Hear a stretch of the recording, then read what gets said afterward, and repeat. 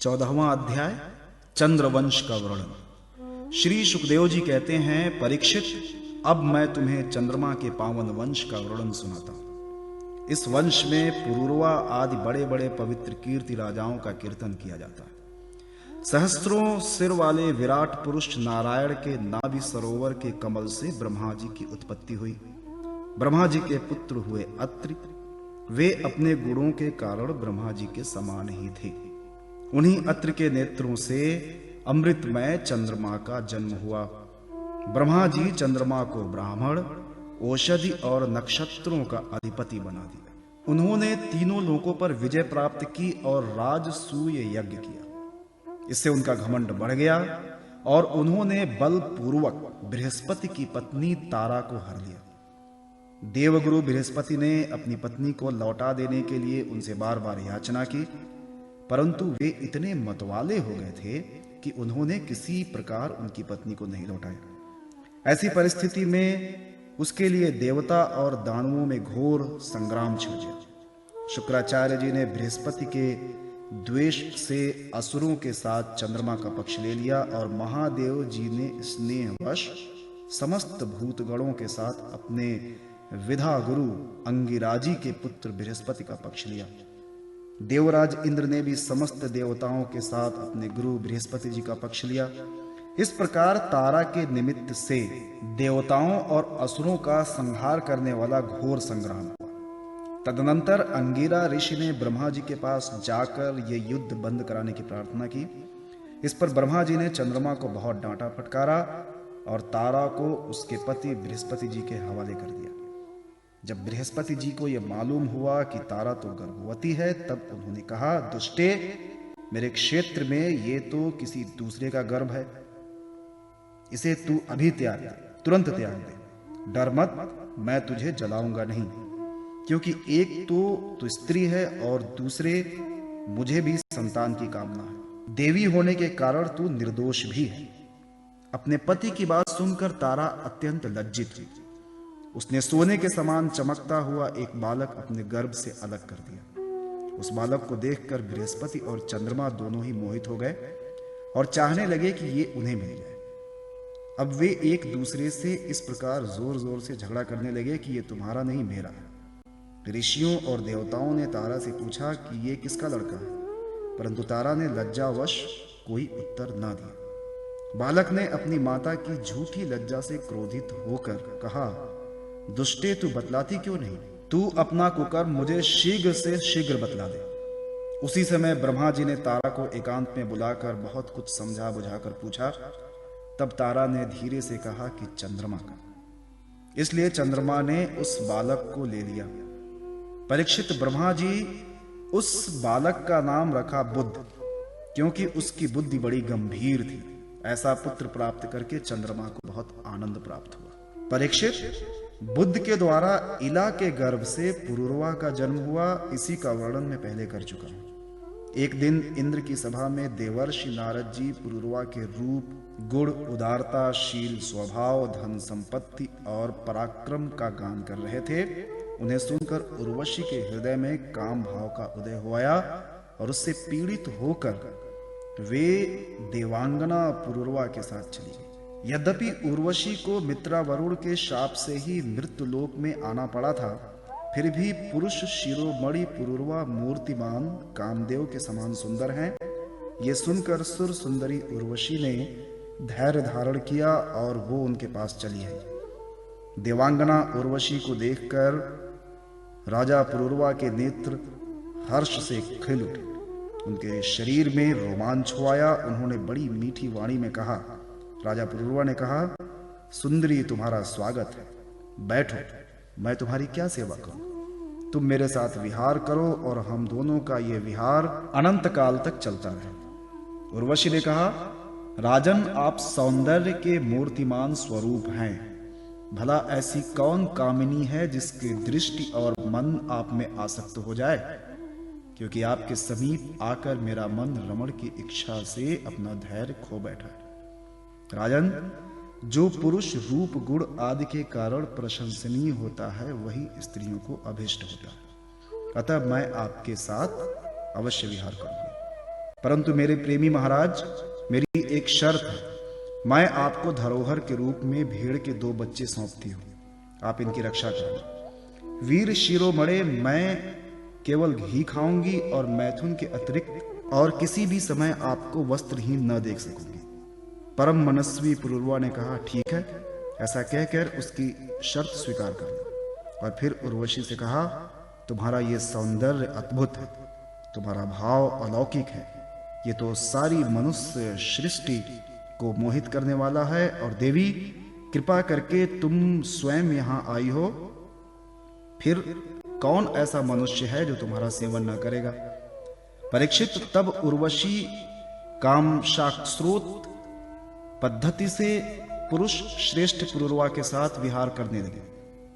वे भी देवताओं की विहार स्थली चैत्ररथ, नंदनवन आदि उपवनों में उसके साथ स्वच्छंद विहार करने लगे। देवी उर्वशी के शरीर से कमल केसर की सी सुगंध निकला करती थी। उसके साथ राजा पुरुरवा ने बहुत वर्षों तक आनंद विहार किया। वे उसके मुख से सुरभि से अपनी सुध बुध खो बैठते थे। इधर जब इंद्र ने उर्वशी को देखा, तब उन्होंने गंधर्वों को उसे लाने के लिए भेजा और कहा, उर्वशी के बिना मुझे ये स्वर्ग फीका जान पड़ता है। वे गंधर्व आधी रात के समय घोर अंधकार में वहां गए और उर्वशी के दोनों भेड़ों को, जिन्हें उसने राजा के पास धरोहर रखा था, चुरा कर चलते बने। उर्वशी ने जब गंधर्वों के द्वारा ले जाए जाते हुए अपने पुत्र के समान प्यारे भेड़ों की बें बें सुनी, तब वो कह उठी कि अरे, इस कायर को अपना स्वामी बनाकर मैं तो मारी गई। ये नपुंसक अपने को बड़ा वीर मानता है, ये मेरे भेड़ों को भी न बचा सका। इसी पर विश्वास करने के कारण लुटेरे मेरे बच्चे को लूट कर लिए जा रहे हैं, मैं तो मर गई। देखो तो सही, ये दिन में तो मर्द बनता है और रात में स्त्रियों की तरह डरकर सोया रहता है। परीक्षित, जैसे कोई हाथी को अंकुश से बेध डाले, वैसे ही उर्वशी ने अपने वचन वाणों से राजा को बींध दिया। राजा पुरुरवा को बड़ा क्रोध आया और हाथ में तलवार लेकर वस्त्रहीन अवस्था में ही वे उसकी ओर दौड़ पड़े। गंधर्वों ने उनके झपटते ही भेड़ों को तो वहीं छोड़ दिया और स्वयं बिजली की तरह चमकने लगे। जब राजा पुरुरवा भेड़ों को लेकर लौटे, तब उर्वशी ने उस प्रकाश में उन्हें वस्त्रहीन अवस्था में देख लिया। बस वो उसी समय उन्हें छोड़कर चली गई। परीक्षित, राजा पुरुरवा ने जब अपने शयनागार में अपनी प्रियतमा उर्वशी को नहीं देखा, तो वे अनमने से हो गए। उनका चित्त उर्वशी में ही बसा हुआ था। वे उसके लिए शोक से विह्वल हो गए और उन्मत्त की भांति पृथ्वी में इधर उधर भटकने लगे। एक दिन कुरुक्षेत्र में सरस्वती नदी के तट पर उन्होंने उर्वशी और उसकी 5 प्रसन्न मुखी सखियों को देखा और बड़ी मीठी वाणी से कहा, प्रिय, तनिक ठहर जाओ, एक बार मेरी बात मान लो। निष्ठुरे, अब आज तो मुझे सुखी किए बिना मत जाओ, क्षण भर ठहरो, आओ हम दोनों कुछ बात तो कर लें। देवी, अब इस शरीर पर तुम्हारा कृपा प्रसाद नहीं रहा, इसी से तुमने इसे दूर फेंक दिया है।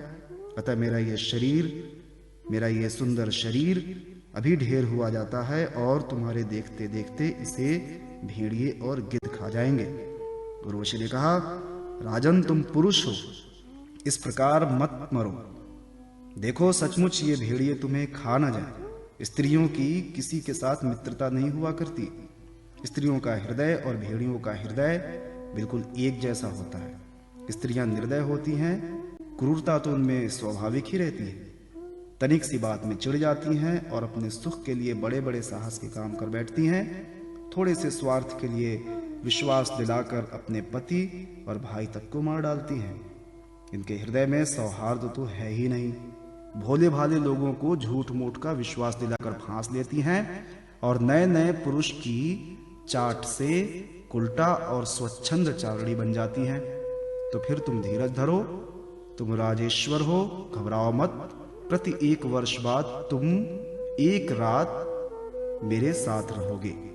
अब तुम्हारे और भी संतान होंगे। राजा पुरुरवा ने देखा कि उर्वशी गर्भवती हैं, इसलिए वे अपनी राजधानी में लौट आए। 1 वर्ष बाद फिर वहां गए। तब तक उर्वशी एक पुत्र की माता बन चुकी थी। उर्वशी के मिलने से पुरुरवा को बड़ा सुख मिला और वे 1 रात उसी के साथ रहे। प्रातः काल जब वे विदा होने लगे, तब विरह के दुख से वे अत्यंत दीन हो गए। उर्वशी ने उनसे कहा, तुम इन गंधर्वों की स्तुति करो, ये चाहें तो तुम्हें मुझे दे सकते हैं। तब राजा पुरूरवा ने गंधर्वों की स्तुति की। परीक्षित, राजा पुरूरवा की स्तुति से प्रसन्न होकर गंधर्वों ने उन्हें एक अग्नि स्थापन करने को पात्र दिया। राजा ने समझा ये उर्वशी है, इसलिए उसको हृदय से लगाकर वे एक वन से दूसरे वन में घूमते रहे। जब उन्हें होश हुआ तब वे इस थाली को वन में छोड़कर अपने महल में लौट आए एवं रात के समय उर्वशी का ध्यान करते रहे। इस प्रकार जब त्रेता युग का प्रारंभ हुआ तब उनके हृदय में तीनों वेद प्रकट हुए। फिर वे उस स्थान पर गए जहां उन्होंने वो अग्नि स्थाली छोड़ी थी। अब उस स्थान पर शमी वृक्ष के गर्भ में एक पीपल का वृक्ष उगाया था। उसे देखकर उन्होंने उससे 2 अरड़ियां मंथन काष्ठ बनाई।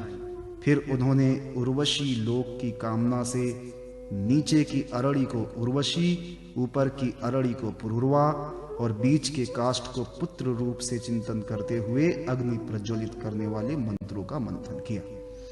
तीनों मंथन से जातवेदा नाम का अग्नि प्रकट हुआ। राजा पुरूरवा ने अग्नि देवताओं को त्रय विधा के द्वारा आह्वनीय, गार्हपत्य, दक्षिणाग्नि इन तीनों भागों में विभक्त करके पुत्र रूप से स्वीकार कर लिया। फिर उर्वशी लोक की इच्छा से पुरूरवा ने उन तीनों अग्नियों द्वारा सर्वदेव स्वरूप इंद्रियातीत यज्ञपति भगवान श्री हरि का यजन किया। परीक्षित, त्रेता के पूर्व सत्ययुग में एकमात्र प्रणव ओमकार ही वेद था। वे सारे वेद शास्त्र उसी के अंतर्भूत थे। देवता थे एकमात्र नारायण और कोई नहीं था। अग्नि भी 3 नहीं केवल एक था और वरुण भी केवल एक हंस ही था। परीक्षित, त्रेता के प्रारंभ में पुरूरवा से ही वेदत्रयी और अग्नित्रयी का आविर्भाव हुआ। राजा पुरूरवा ने अग्नि को संतान रूप में स्वीकार करके गंधर्व लोक की प्राप्ति की।